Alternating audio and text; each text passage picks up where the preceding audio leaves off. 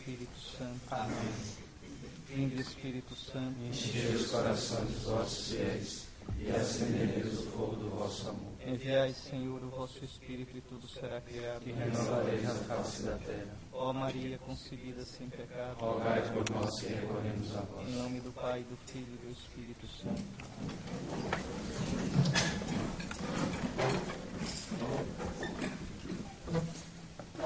Então, hoje terminamos esse caminho, longo caminho que estamos fazendo.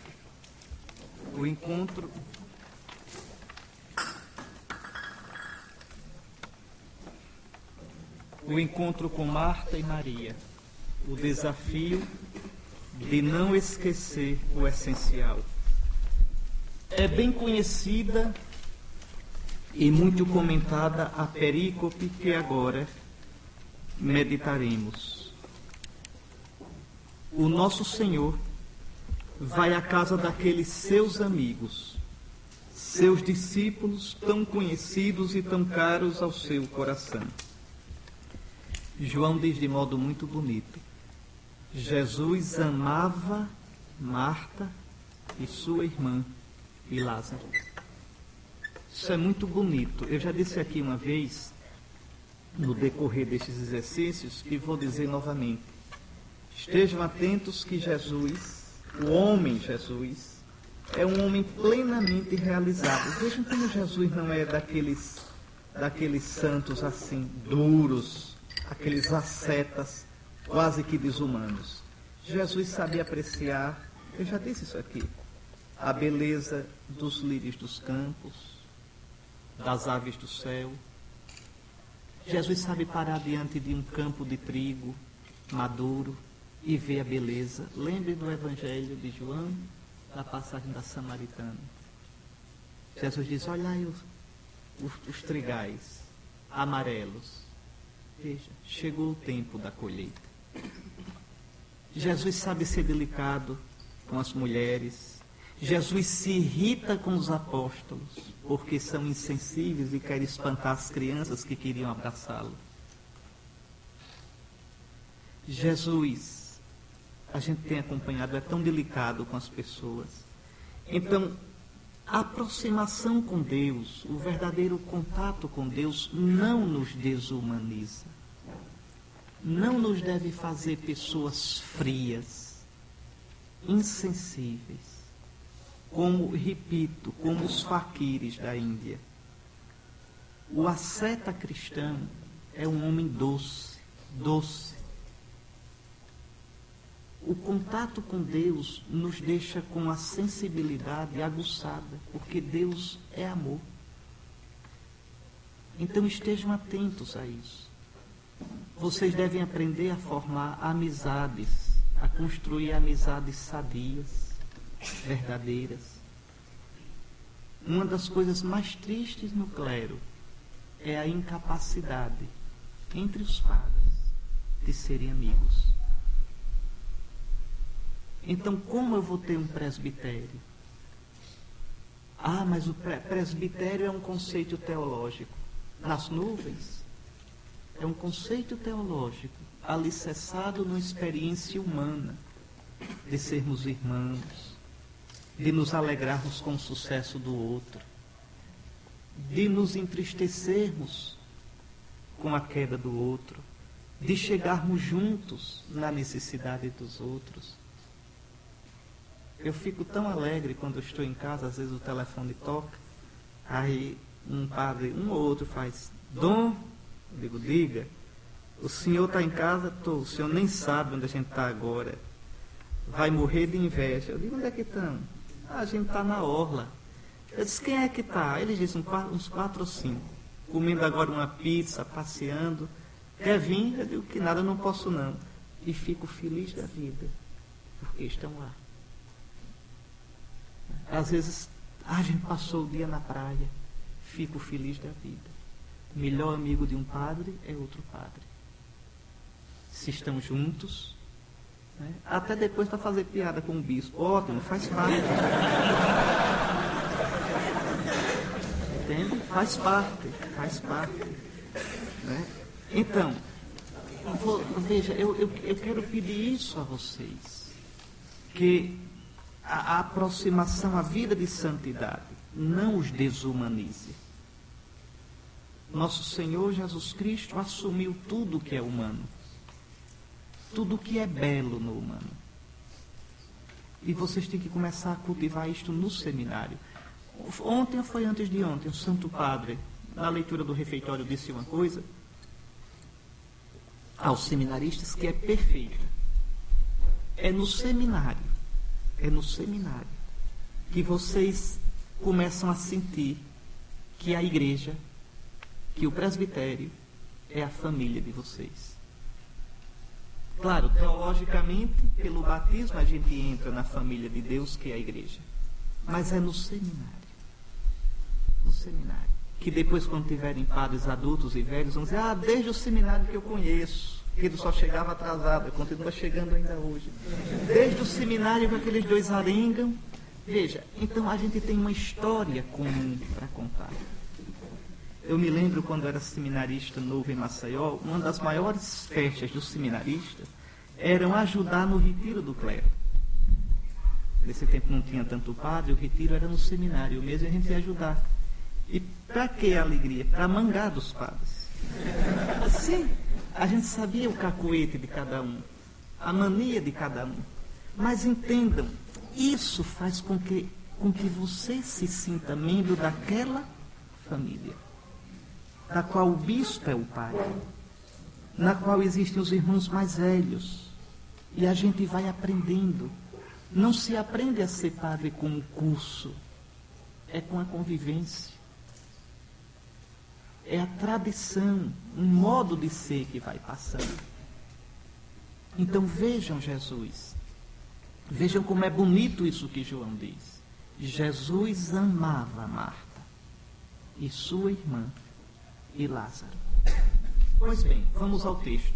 Jesus entrou num povoado e uma mulher de nome Marta o recebeu em sua casa. Ela tinha uma irmã Maria, a qual se sentou aos pés do Senhor e escutava a sua palavra. Marta, porém, estava ocupada com os muitos afazeres da casa. Ela aproximou-se e disse, Senhor, não te importas que minha irmã me deixe sozinha com todo o serviço? Manda, pois, que ela venha me ajudar.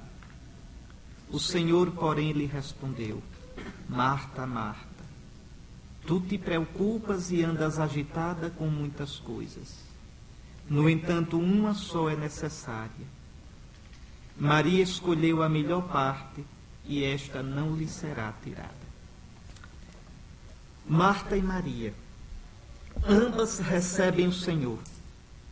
Ambas são discípulas, juntamente com Lázaro, o irmão das duas. E aqui, antes de a gente entrar nas atitudes de Marta e de Maria, a gente deve fazer uma observação. Jesus não veio formar um grupo hermético, esotérico, fechado em si mesmo.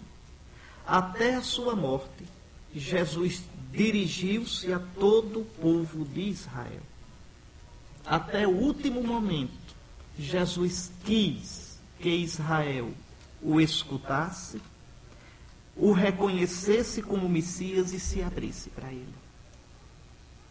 Então, mesmo diante dos fechamentos, das resistências, ele nunca caiu na tentação de se fechar, de formar uma seita. Não, Jesus vem para Israel. E realmente, o resto de Israel, de que falavam os profetas, são aqueles membros do povo de Israel que acolheram Jesus. Então, daquele tronco, daquela raiz sagrada que é o povo de Israel, um resto. Lembrem da palavra de Deus pelo profeta Isaías. Ainda que sejais tão numerosos como as areias da praia do mar, só um resto. Então, a raiz da qual nós viemos. O novo Israel nasce do resto de Israel. E o resto são aqueles judeus, israelitas, que acolheram Jesus como Messias. É desse broto, nascido do antigo Israel, que nasce a igreja. A igreja é este broto. Mas até o fim, Jesus dirige-se a todo Israel. A salvação que ele traz, como eu já expliquei, anunciando o reino do Pai, é para todos. Na verdade, é para toda a humanidade. Mas, como eu já expliquei também, começa pelo antigo povo de Deus. Veja, Jesus diz: quem tem ouvidos para ouvir, ouça. Então é para todos. Nosso Senhor vem para realizar o desígnio daquele Deus Salvador, que quer que todos os homens sejam salvos e cheguem ao conhecimento da verdade. É lindo, porque, como eu já expliquei, Jesus não permite que os apóstolos, quando vão pregar 2 a 2, dirijam-se aos samaritanos ou aos pagãos. E diante as ovelhas perdidas da casa de Israel. Vocês viram a resistência de Jesus a atender ao pedido da Ciro-Fenícia. Mas depois da ressurreição, o que é que diz o Senhor aos apóstolos? O que é que manda dizer pelas mulheres? Ele vos precede na Galileia. Longe de Jerusalém, não é mais em Jerusalém. Por que na Galileia? Porque a Galileia é a região mestiça. A Galileia é a região dos pagãos. Galileia das nações. Desde o século VIII a.C., aliás, desde o século X, desde 922, quando os assírios deportaram as tribos do norte, desde aquela época, aquela região norte da Terra Santa se torna uma região de pagãos, de presença forte de pagãos. Ele vos precede na Galileia, não mais em Jerusalém. Veja, já está lá esperando. Se ficar em Jerusalém, não vão encontrá-lo. Ele vos precede lá. Vai na frente. O Senhor sempre vai na nossa frente. A gente vai anunciá-lo, ele já está lá esperando. Não tenham medo não, podem ir que ele está lá esperando. Quantas vezes vocês vão tomar esse susto? Vão anunciar o Evangelho e quando chega lá já encontra sementes. O Senhor vos espera na Galileia. No mundão aí. Lá, olha que loucura. Lá o vereis. Lá o vereis. Tenham medo não. E quando chegam lá, o que é que ele diz? Ide por todo o mundo. Olha como é bonito. Ide por todo o mundo. Pregai o Evangelho. Então, esse sonho de Deus, que todos se salvem e cheguem ao conhecimento da verdade. Jesus, desde o começo, mas etapa por etapa, ele vai atuando. Então, durante o ministério público dele, além das multidões que seguiam Jesus, além dos simples admiradores, Jesus tinha basicamente 3 tipos de discípulos entre os judeus. 3 tipos. Não eram todos iguais. Primeiro tipo, aqueles que nele criam e o amavam, mas permaneciam em seus afazeres e suas atividades profissionais e familiares. É o caso de Lázaro e de suas irmãs. Vejam, não deixaram bens materiais, não deixaram a família. Esses hospedavam o Senhor e certamente ajudavam na manutenção do seu grupo. Quando Jesus chegava em determinada localidade, discípulos assim o acolhiam. Por exemplo, em Jerusalém, no cenáculo, aquele dono daquela sala lá era discípulo de Jesus. O mestre manda perguntar: onde está a sala na qual comerei a Páscoa com meus discípulos? Então, ele tinha os discípulos que não eram itinerantes. Aqueles que não só o admiravam, atenção, eram discípulos, acreditavam que ele era o Messias. Acreditavam. Existiam aqueles que às vezes, ou até frequentemente, o acompanhavam em suas andanças e auxiliavam nas necessidades de Jesus e dos 12, como o caso de um grupo de mulheres fiéis, inclusive Madalena. Esses acompanhavam Jesus, ajudavam nas necessidades, mas não acompanhavam sempre. frequentemente, às vezes. Em todo caso, não eram chamados pelo Senhor, como o terceiro grupo que vamos ver agora. Aí vem o terceiro grupo, não é? O núcleo duro mesmo. Os 12. Os 12. Por exemplo, aqueles 72 estão nesse segundo grupo. No segundo grupo. E tem os 12, aos quais o próprio Senhor nosso escolheu. Aí sim. Aí aqui é algo todo especial. Lembrem a narração do chamado. Jesus passou a noite em oração. Está lá em Marcos 3. Ao descer da montanha, chamou os que ele quis. Olhe nós aqui. É uma coisa bonita pensar isso. Nós somos fruto da oração do Senhor. Nós somos frutos da oração do Senhor. E depois o Senhor vai dizer a Pedro, e essa palavra pode tomar para você também: eu orei por ti, para que a tua fé não desfaleça. Eu orei por ti. Veja, repare bem, nós somos frutos da intimidade de Jesus com o Pai. Passou a noite em oração. Passou a noite em diálogo com o Pai. E o ninho, o abraço, o lugar do diálogo entre o Pai e o Filho é o Espírito.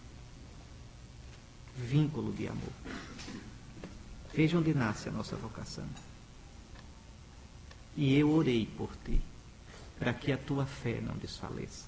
E por que a fé de Pedro desfaleceu e ele negou Jesus? Por quê? Porque não confiou na oração de Jesus. Jesus: Pedro, eu orei por ti. Ele disse: não, eu não vou te negar, não. Eu te amo. Quase dizendo: eu não preciso da tua oração, não. Eu te amo, confie. E quebrou a cara. E vocês vão quebrar, e eu vou quebrar, se a gente tiver essa atitude. A nossa segurança é a oração de Jesus por nós. Muitos de vocês dizem: será que eu vou ser fiel? Será que eu vou até o fim nesse negócio? Será que eu não vou atravessar o samba no caminho? Ao invés de ficar fazendo essas perguntas para as quais não existem respostas agora, confie na oração de Jesus. Eu orei por ti. Eu orei por ti, para que a tua fé não desfaleça. Veja, confie, abra-se para a minha oração por você. E a sua fé não vai desfalecer. Então, esse sim, esse grupo dos 12, o próprio Senhor escolheu, para que, deixando tudo, esses sim, esses têm que deixar tudo, ficassem com ele permanentemente, e para enviá-los a pregar e expulsar demônios como sinal da chegada do reino. Este terceiro grupo, estes 12, seriam o alicerce da igreja que nasceria com sua morte e ressurreição. Seriam seus líderes, seus pastores. Nesses 12 estaria o princípio de todo o ministério apostólico na igreja. Por exemplo, os exegetas, os teólogos perdem tempo, discutem, querendo descobrir como eram os ministérios na igreja primitiva. Como já era assim, episcopo, presbítero, diácono, tem tantas hipóteses para todos os gostos. É um assunto que não é assim tão importante. O importante é compreender isso. Veja, nos 12 nós temos a ministerialidade e a apostolicidade da igreja, como o Senhor quis, com a autoridade do Senhor. Pronto. Como a igreja se organizou, como as comunidades cristãs se organizaram logo no início, a gente não vai saber nunca com certeza. O que a gente vai saber com certeza é que aqueles ministérios tinham sua raiz na ministerialidade e apostolicidade dos 12. Dos 12. E que logo cedo, no final do século I, no final, em grande parte da igreja, já estava estruturado em episcopo, um episcopado de um só monárquico, um colégio de presbíteros e a ordem dos diáconos. A gente já vê isso nas cartas de Santo Inácio de Antioquia, finalzinho do século I, pelo ano 97, 99, segundo alguns, início do século II. Então veja, o importante é isso. Nós somos herdeiros autênticos da apostolicidade, da ministerialidade dos 12, do grupo dos 12. O grupo dos 12, veja, a herança do grupo dos 12, do que o Senhor confiou aos 12, hoje se concretiza no ministério dos bispos em comunhão com o bispo de Roma, veja, e com seus cooperadores, os presbíteros e diáconos, por vontade do Senhor, que escolheu aquele grupo, esse terceiro grupo, que quis este terceiro grupo na sua igreja. Então, estes últimos seriam então o princípio de todo o ministério apostólico. Agora, se olharmos bem, o que iguala a todos no discipulado é a fé em Jesus. É o amor à sua pessoa, a disponibilidade total em acolher na vida a sua palavra, isto é, o anúncio do reino que ele faz, tornando Jesus, tornando o reino efetivamente presente e atuante com sinais e prodígios. Como eu já expliquei a vocês, os milagres de Jesus não são milagres por milagres, mas são um sinal da presença do reino de Deus. É isto que tornava alguém discípulo de Jesus. É isto que ainda hoje nos faz discípulos seus e nos iguala diante dele. Então, crê nele, não primeiro na doutrina, mas na pessoa.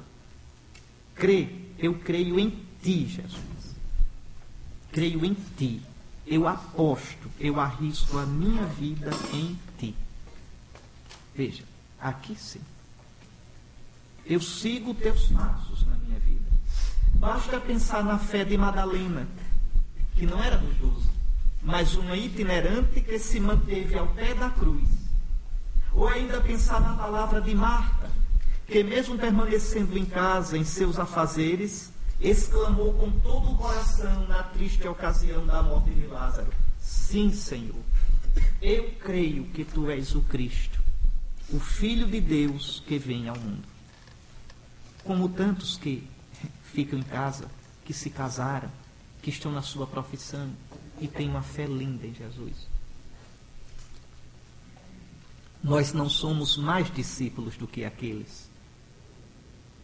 Pode ser que eles sejam mais do que nós. Nós apenas estamos no grupo diferente. Mas o que nos iguala é essa fé e esse amor ao Senhor. Bom, Marta e Maria acolhem Jesus, amam-no, creem nele, têm consciência de que ele é o Messias de Israel e por ele se desdobram. Sua chegada àquela casa certamente foi motivo de imensa alegria. E aí vamos ver logo Marta. Depois a gente vê Maria. Marta, como discípula fiel, dá o melhor de si. E certamente o faz porque crê e ama. Por que é que Marta se mete na cozinha e começa logo aquele alvoroço a preparar tudo? Porque crê em Jesus. Porque ama Jesus. Um amor inoperante não é amor. Um amor que não se desvele por quem se ama não é sincero nem verdadeiro. Não pode sequer ser chamado amor. Um amor morno, pouco generoso. Um dia desse, eu escutava um jovem padre, dizendo assim: o bispo me mandou para essa paróquia, uma paróquia no fim do mundo, uma paróquia que não tem nem condição financeira. Aqui eu vou murchar. O bispo pensa que eu sou escravo. Meu Deus, um padre jovem não entendeu nada do que é ser padre. Veja, a mentalidade é do mundo. Quer dizer, veja, o padrezinho não pensou: Senhor, tu me chamaste. Senhor, tu me confiaste esse trabalho. Senhor, que alegria eu poder te trazer aqui. Veja, manda-me, Senhor. Manda-me onde precisam de ti. Senhor, que alegria. Tu confiaste em mim. Tu me entregaste esta realidade difícil. Que nada. Veja, não vê o Senhor, vê o bispo. Não vê na perspectiva do reino, vê no cálculo humano. É tudo que esse homem idoso, Bento XVI, quer ensinar a gente a ver diferente. A ver na perspectiva de Cristo, a ver na perspectiva do reino de Deus. Como é difícil às vezes para a gente entender isso. Quanto cálculo humano na igreja. Se a paróquia é boa ou ruim. O que é uma paróquia boa? Paróquia boa é a paróquia que Nosso Senhor me der. Pelo amor de Deus, eu já disse a vocês, tirem do meio o bispo. Não é o bispo. Senhor, tu me mandaste. Senhor, tu me conduziste aqui. Sim, Senhor. Sim, Senhor. Isso sim, meus irmãos. Vejam São João Maria Vianney e tantos padres que fizeram tanto bem, que foram presença de Cristo.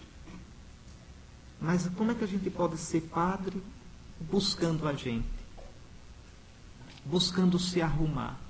Se fosse para se arrumar, vocês estão no lugar errado, estão perdendo tempo, estão sendo bobos. Tem jeito bem mais fácil de se arrumar hoje em dia. Então, um amor que seja de verdade generoso, um amor morno, pouco generoso, calculista, interesseiro, de modo algum pode ser considerado amor. Marta, portanto, é um modelo do discípulo que se desdobra pelo seu mestre, que não mede esforços em oferecer-lhe o melhor que pode, com zelo, com empenho ardoroso. Marta é modelo para nós, para todos nós. Todos nós temos obrigação de ser como Marta. Não é à toa que ela é Santa Marta. Não ser como Marta, zeloso com as coisas do Senhor, é merecer ouvir a tremenda reprimenda de Cristo. Servo mau e preguiçoso. É aquele sujeito que onde pisa, a grama morre. Porque fica ali, empacado. Não anda. Tudo é se arrastando. Tudo é um peso. Tudo é uma queixa. Tudo é uma reclamação. Aqui então, para a gente meditar alguns pontos. Chamando-me ao sacerdócio, o Senhor chama-me a uma vida de amizade com Ele. A sair itinerante na vida e nas situações para permanecer, ficar com Ele, compartilhando em tudo e em todas as ocasiões a sua vida. Então vocês estão chamados a ser discípulos no terceiro grupo. É um grupo de itinerantes. Veja, itinerantes na vida. Eu vou viver a minha vida naquela mística. Nós não temos aqui na terra cidade permanente. Minha cidade é Cristo. Meu repouso é Cristo. Minha estabilidade é Cristo. Não situações, não paróquia, não cargo, não título. Cristo. Eu sou do grupo dos itinerantes. Se eu quisesse, se fosse para eu me arrumar, eu iria para o primeiro grupo. Ser cristão, amigo de Cristo, piedoso, com minha casa, meu emprego, minha comodidade. Uma comodidade justa, lícita, para aquele estado de discípulo. Mas aqui não, no terceiro grupo não. No terceiro grupo chamou os que ele quis para que ficassem com ele. Para enviá-los a pregar, para expulsar os demônios. Aos chamados o Senhor dirá: já não vos chamo servos, mas amigos. Amigos, né? uma das frases mais bonitas que Nosso Senhor diz aos apóstolos, aos 12, está lá no capítulo 22 de São Lucas, é comovente.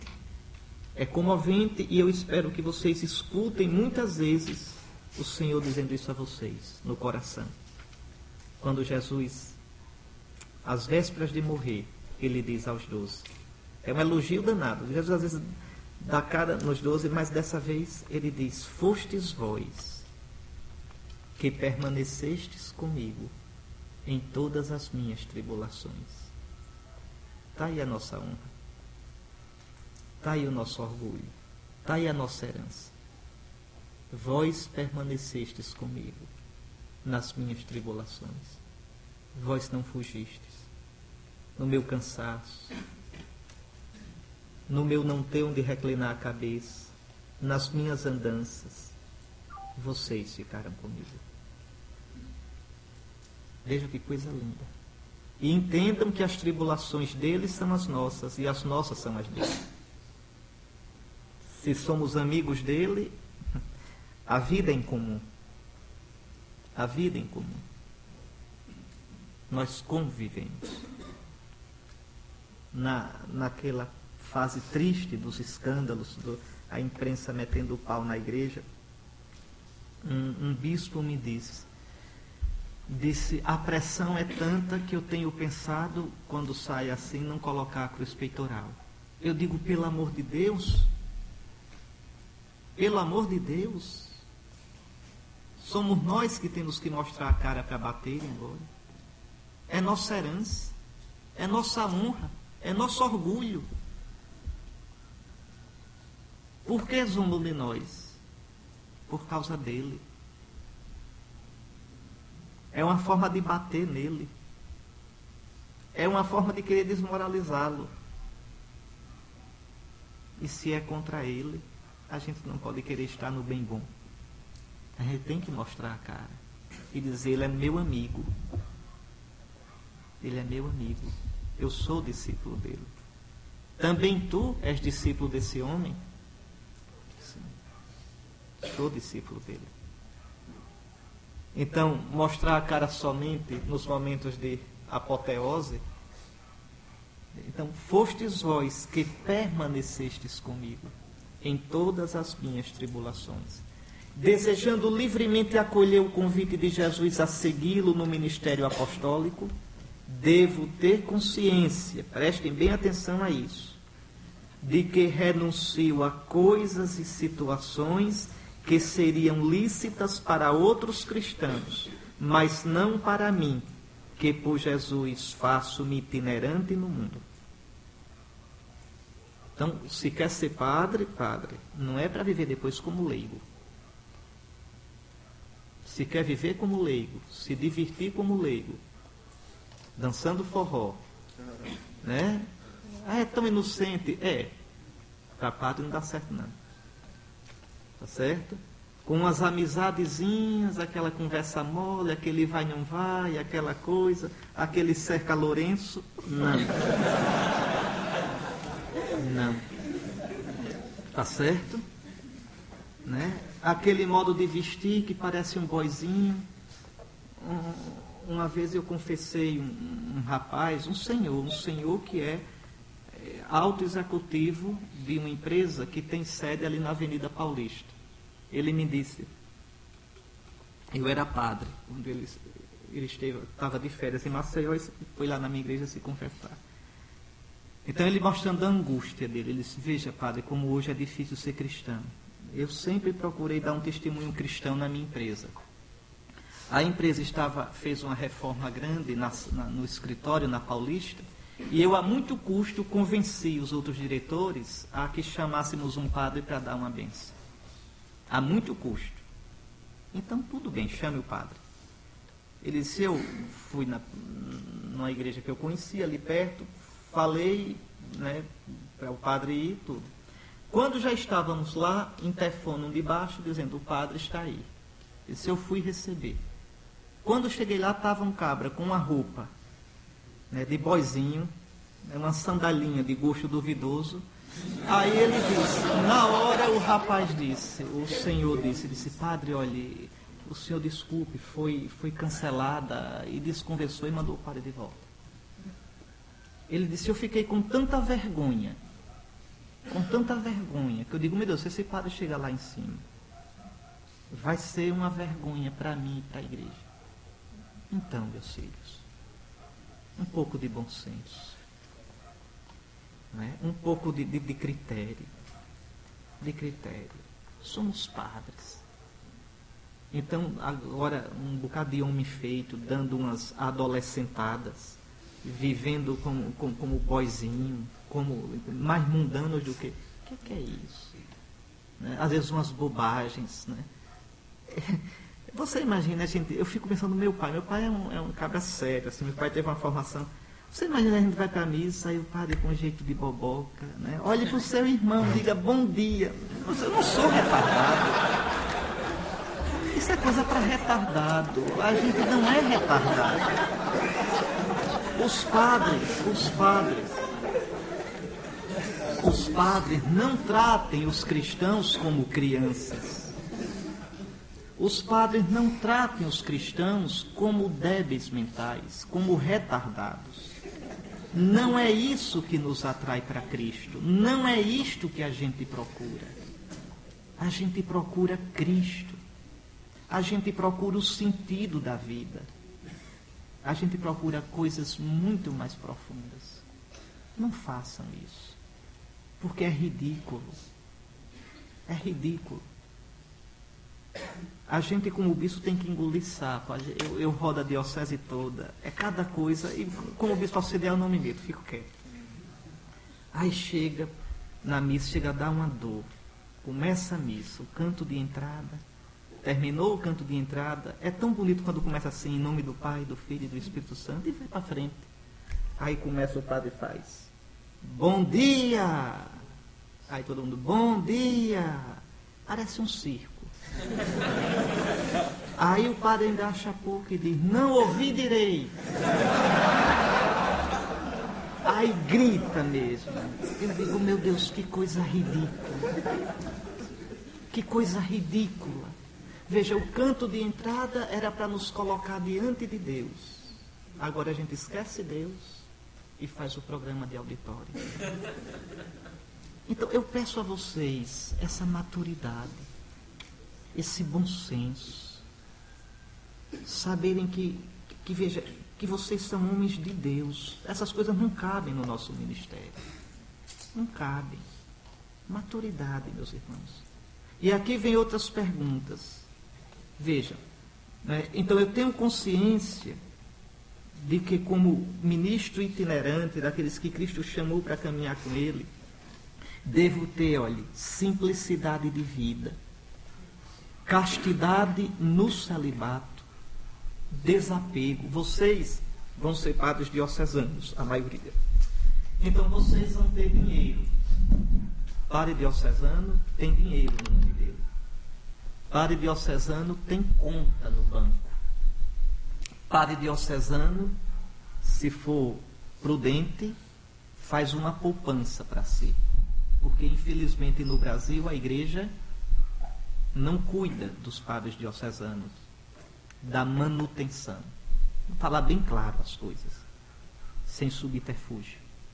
Então, o padre diocesano deve ter uma consciência reta diante do Senhor para prover a sua vida material, a sua velhice, mas de modo, primeiro, honesto, sem roubar da igreja, sem roubar da comunidade. É prover, fazer minhas economias com minha côngrua, com aquilo que lícita e honestamente eu recebi, porque o operário é digno do seu salário.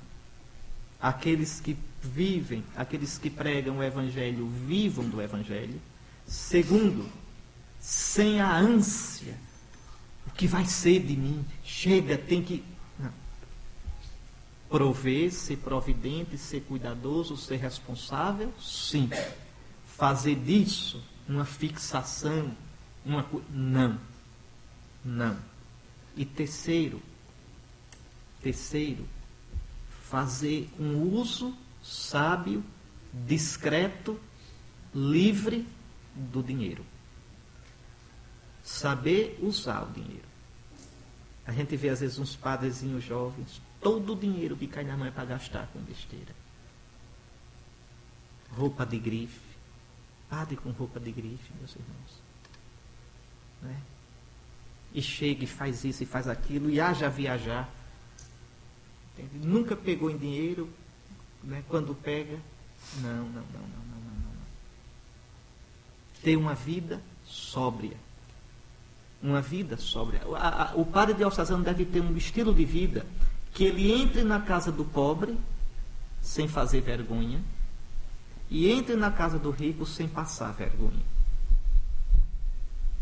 Veja, o padre diocesano tem uma vida sóbria. Um modo de vestir que não humilhe o pobre. Um modo de vestir que não pareça ridículo para quem tem mais bens.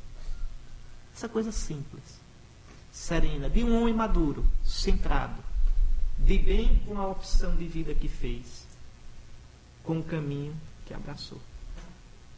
E isso começa no seminário. Olha, quer ver o padre, olha o seminarista. Você sabe disso. Então peço a vocês essa, né? Então, uma preocupação excessiva com a aparência. Não, meus irmãos. A própria questão, hoje em dia, né, as gerações novas, é bonita essa questão, o gosto pela liturgia, tudo, mas quando o gosto pela liturgia se torna fixação estética, é ridículo. Então, para a ordenação, parece um enxoval de casamento. O que é isso? Não é? É tanta pedra, tanta pluma, tanto paetê, tanta rima, tanta coisa.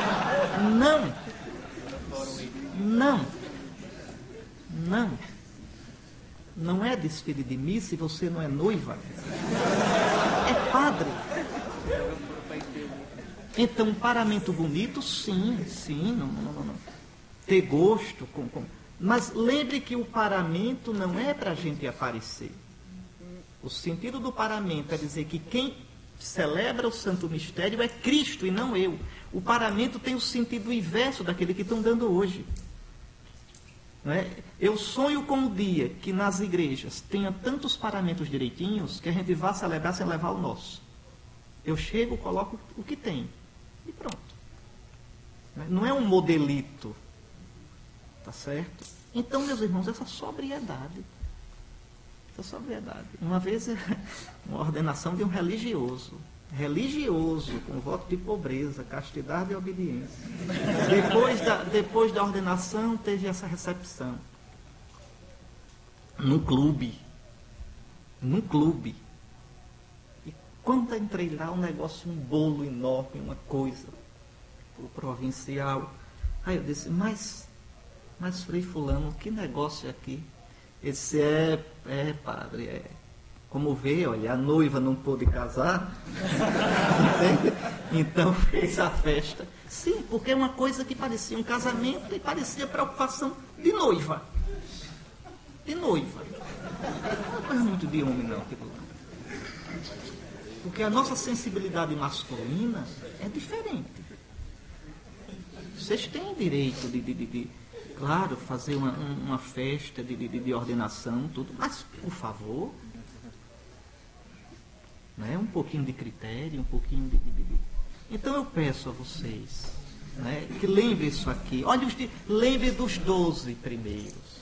Lembre de quem nos chamou. Lembre a que somos chamados.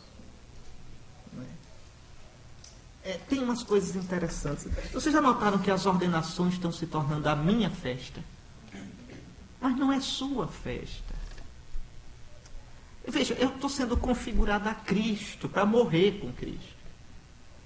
Eu sei que vocês fazem com boa intenção, mas não é o espírito da igreja. Aí depois que o bispo unge, sai o caboclinho assim pelo meio da igreja. Veja, e o povo...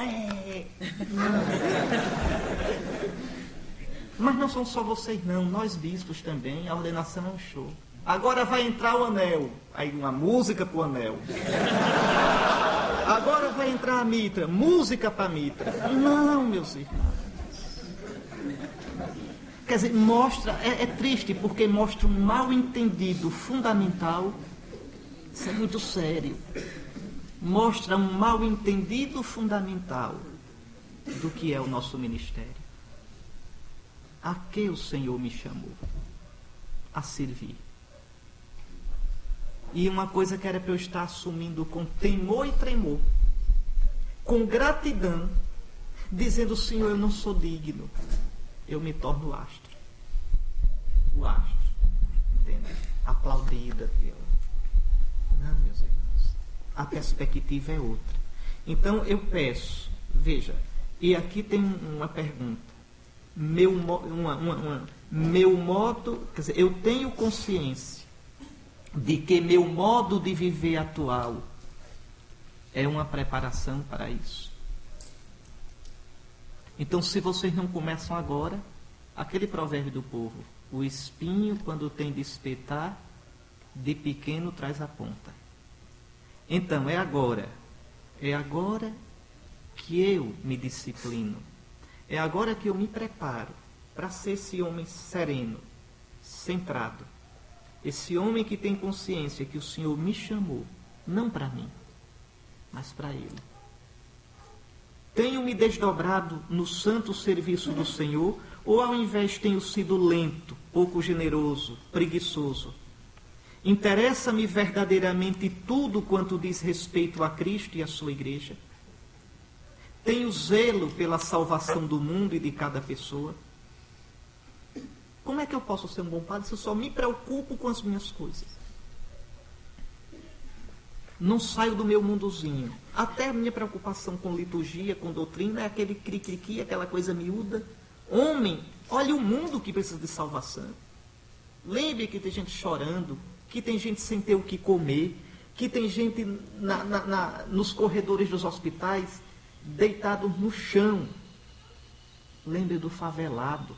Lembre do pai de família que se levanta às 4 da manhã para chegar no trabalho. Você vai ser padre para esses. Você vai ser ministro de Cristo para esses. Tire o olho do seu umbigo. Cristo te manda ao mundo. Estejam atentos, meus filhos.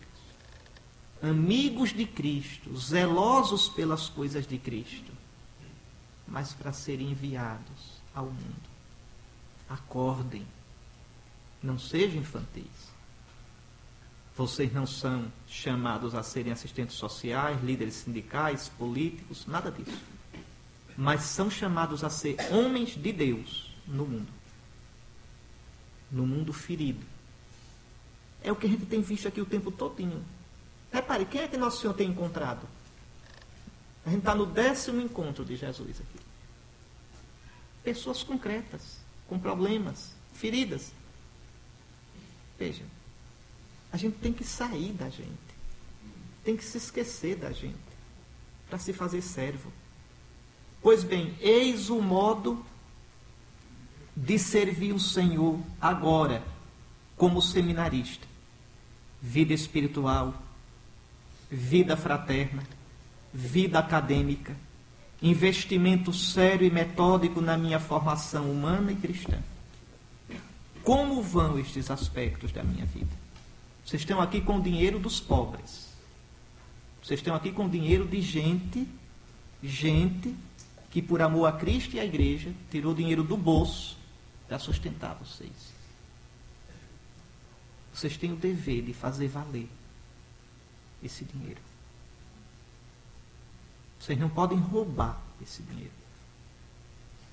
Vocês agora são chamados a isso aí, a investir firme na vida espiritual, na vida fraterna, na vida acadêmica, na formação humana e cristã de vocês. É dever para com Deus. É dever. É o trabalho de vocês agora. Porque no futuro vocês vão sonhar em ter um tempinho para estudar e não vão ter. Vão dizer, mas quem me dera ter mais um tempinho hoje para rezar. E não vão ter como querem. Porque a messe é grande e os operários são poucos. O tempo é agora. O que vocês plantarem agora é para colher depois. Eu vou dizer uma coisa pessoal minha. Às vezes não é bom a gente... Mas deixa eu dizer porque são coisas da vida da gente que depois a gente vê como serviram.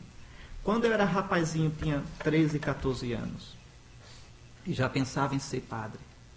Quantas vezes na minha oração eu pensava assim, digo, meu Deus, em algum lugar o Senhor está preparando uma paróquia para mim. Pensava isso mesmo. Em algum lugar já existem, o Senhor já conhece o rosto das minhas ovelhas. Em algum lugar estão nascendo os que serão. E eu rezava por eles. Às vezes oferecia algum sacrifício por eles. E uma coisa muito bonita, uma experiência muito bonita, é que depois eu, padre, lá na minha igreja, eu fui padre de uma igreja só. Passei 15 anos naquela igreja. Eu olhava para eles e me lembrava disso. E dizia, eles nem sabem que eu já rezava por eles. Eu não conhecia o rosto deles, mas eram esses aqui. Então veja, por que eu estou dizendo isso? Preparem-se agora, porque existe um rebanho esperando por vocês. Ele já existe. O Senhor já conhece o rosto deles. Existem homens, mulheres, jovens, crianças que vão passar pela vida de vocês e que vão ser marcados por vocês e que vão encontrar Cristo pelo ministério de vocês. Rezem por eles já.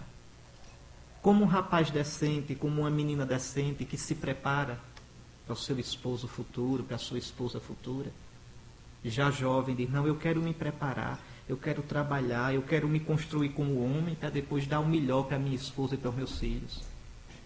Não conhece ainda o rosto da esposa. Não conhece ainda o rosto dos filhos. Lá na casa de meus pais tem uma caixa que meus pais guardam com as cartas, não tinha e-mail, não tinha internet, as cartas que eles trocavam no período de noivado. Meu pai e minha mãe. E uma coisa que comove é que nas cartas a gente já tinha nome. Nas cartas de noivado eu já era Henrique. O filho mais velho, se fosse homem, seria Henrique. Se fosse mulher, seria Raíssa. O segundo, se fosse homem, seria Francisco. Se fosse mulher, seria Clara. Pois estamos vivos, Henrique, Clara e os outros. Ou seja, veja, eles sonhavam, eles investiam, eles se preparavam. Se preparavam. Façam isso. Sonhem. Se preparem agora. O sacerdócio de vocês começa agora. Começa agora. Começa no dia da ordenação, não. Então, existencialmente, é agora que vocês vão semeando. Que vocês vão investindo. Bom, mas não há somente Marta. Na narrativa de Lucas, há também Maria, tão mais serena e discreta, tão disponível e atenta ao chamado do Senhor.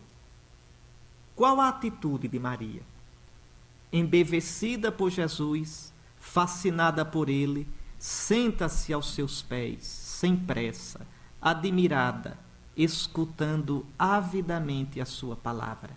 Olhe como Lucas diz, ficou sentada aos pés do Senhor, escutando-lhe a palavra. O mesmo zelo, o mesmo amor que impele Marta ao serviço da ceia para o amado hóspede, impele Maria a ficar totalmente disponível aos pés do Senhor, bebendo de sua palavra e de sua pessoa mesma. E Maria é também ela modelo para nós. Então, nessa perícope, não é escolher entre Marta e Maria. É entender que Marta é modelo para mim e Maria também é modelo. Vejam, o essencial do discipulado é escutar a palavra do Senhor. É a total atenção à sua adorável pessoa e a intimidade, o amor, o fascínio em relação ao Mestre Divino. Ele, Jesus, é o nosso repouso, o anelo do nosso coração. A atitude de Maria, Jesus mesmo nos convida. Vinde a mim, aprendei de mim, descansai em mim. Encontrareis repouso no meu coração. É esta a primeiríssima condição para ser cristã. Amar o Senhor, colocar-se totalmente à sua disposição, à escuta da sua palavra santa. Maria, no seu encantamento pelo Cristo, coloca-se totalmente à sua disposição, numa profunda e bela atitude de intimidade, de amizade amorosa com o Senhor. E nisto ela é modelo para todo discípulo. E aí, pensando em Maria, essas perguntas. Tenho uma vida de intimidade com o Senhor? Tenho reservado tempo para a oração, a leitura espiritual, os momentos de comunhão mais profunda e pessoal com aquele a quem quero entregar toda a minha vida e em nome de quem desejo ser e estar no mundo? Tenho sido fiel aos momentos destinados à oração pessoal e comunitária? Tenho lido e rezado com a Sagrada Escritura? E aqui uma convicção que é minha. Nenhum seminário é obrigado a aceitar isso. Mas eu queria só para aperrear a consciência de vocês. Na minha opinião, ninguém deveria ser ordenado padre sem ter lido ao menos uma vez a Escritura toda, do Gênesis ao Apocalipse. Vejam que é meio ridículo, é meio hipócrita, é meio presunçoso eu pensar em ser ministro da palavra e saber que há palavras que o Senhor diz que eu nunca escutei, nunca li. A Escritura é o coração de Deus. A Escritura é o coração de Deus. Então cuidem de começar. Léxio contínua. Começa do Gênesis. Pá. Vocês fazem assim, um livro do Antigo, um do Novo. Um do Antigo, um do Novo. E seguido. Terminei um capítulo hoje e amanhã o capítulo seguinte. E para ficar mais fácil, pode fazer assim. Antes de começar a leitura, você começa com um salmo. Hoje o salmo 1, amanhã o 2, depois o 3. Pronto. E para terminar, um capítulo do livro dos Sapienciais, um capítulo dos Provérbios, um capítulo da Sabedoria, um capítulo do Eclesiastes, um capítulo do Eclesiástico. E assim vai-se embora. Então essa intimidade, essa familiaridade com a palavra do Senhor. Veja, Maria se senta para escutar Jesus. Posso dizer que tem uma história de amor com o Senhor? Uma cumplicidade com Ele.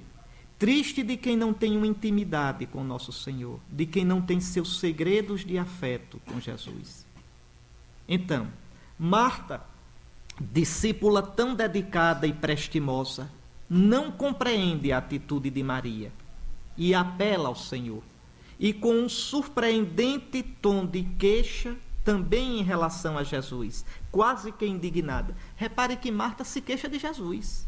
Senhor, não te importa que minha irmã me deixe sozinha fazer o serviço?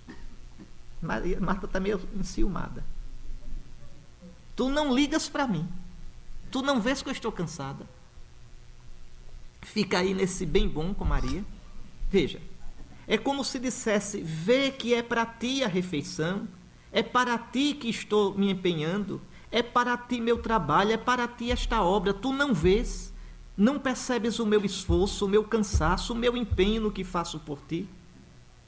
Se a queixa de Marta nos surpreende, essa ousadia assim diante de Jesus, mais surpreendente ainda é a resposta do nosso Jesus. Resposta clara, cortante, direta. E se pensarmos bem, resposta meio escandalosa para a mentalidade ativista, protagonista, até meio empresarial, tão em moda atualmente na Igreja de Cristo. A começar por nós bispos. Minha culpa, minha máxima culpa. Marta, Marta, tu te preocupas e andas agitada com muitas coisas. No entanto, uma só coisa é necessária. Maria escolheu a melhor parte e esta não lhe será tirada. Compreendamos bem, em nada o Senhor desqualifica o trabalho de Marta. Em nada censura a sua dedicação, o seu labor pelas coisas do Senhor. Na igreja haverá sempre lugar para os projetos, o planejamento, as iniciativas arrojadas, a organização. Sim, mas Jesus deixa claro que isto não basta. Que o trabalho por ele não é o mais importante, nem o primeiro na perspectiva do reino. O essencial, o primeiro, o indispensável, que motiva tudo mais, não é o trabalho por Jesus. É a capacidade de estar com ele, de amá-lo, a ponto de ter saudades dele, da sua palavra, da sua companhia, do repouso no seu coração. Dito de outro modo, é o amor a Jesus, o permanente encontro com sua adorável pessoa, a relação viva, existencial com ele, coração a coração, que dá sentido a tudo mais. Não é o que se constrói, o que se faz, mas o que se ama, que é definitivo no reino de Deus. Por isso que repare que eu tenho essa semana todinha motivado vocês a isso. Sejam amigos de Jesus. Olhem Jesus, se encantem com Jesus. Jesus não espera dos seus discípulos, primeiramente, obras, realizações, grandes projetos, criativas iniciativas pastorais. Tudo isso tem valor e sentido, desde que seja expressão e decorrência da atitude de Maria, do amor terno e profundo por aquele que encantou o nosso coração.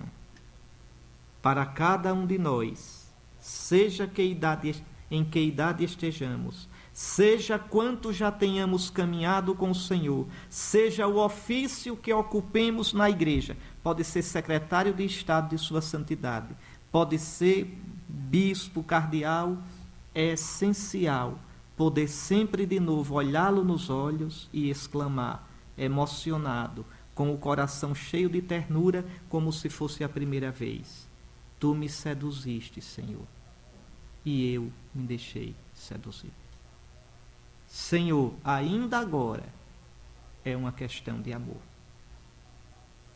Felizes de vocês se chegarem no fim da vida com o amor de um vocacionado, com o carinho, com os sonhos de um vocacionado. É essa relação viva com o Senhor que dá sabor de eternidade a tudo quanto fizermos. É esse amor recebido e dado que permanecerá para a eternidade, quando tudo mais tiver passado. Estejamos, portanto, atentos a nunca nos iludirmos, pensando que fazendo coisas, produzindo resultados pastorais, encantando pessoas, juntando multidões, estamos realmente crescendo na perspectiva do reino de Deus. Às vezes o padre pode ter a ilusão, tem uma vida torta, uma vida dupla, tem uma vida troncha. Ah, mas ele faz tanto bem, ele junta tanta gente, é tão querido na paróquia. Na perspectiva do reino, isso não basta. Não basta. É o amor a Jesus que dá sentido.